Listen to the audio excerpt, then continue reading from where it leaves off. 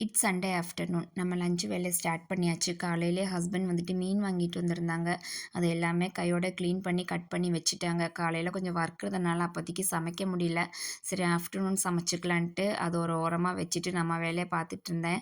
அதுக்கப்புறம் ஒர்க்கெல்லாம் முடிச்சுட்டு சமைக்க வந்தாச்சு. ஃபர்ஸ்ட்டே வந்துட்டு மீன மேரினேட் பண்ணி வச்சாச்சு. சரி சாப்பிடும்போது ஃப்ரை பண்ணிக்கலான்ட்டு அந்த வேலைய முடிச்சுட்டு அதுக்கப்புறம் குழம்புமே ரெடி பண்ணிட்டு இருந்தேன். ஆக்சுவலி இந்த கடல் மீன் சாப்பிட்டு பழகுனவங்களுக்கு டாம் மீன் அந்த அளவுக்கு பிடிக்காதுன்னு சொல்லுவாங்க. அது என்னமோ உண்மதான். ஏன்னா நானுமே எங்க அம்மா வீடு கேரளாங்கிறனால அங்க சின்ன வயசுலேருந்து அந்த மீன் சாப்பிட்டுட்டு இந்த சைடு வந்து டேம் மீன் சாப்பிட்றதுனாலே அந்த டேஸ்ட்டே பிடிக்க மாட்டேது.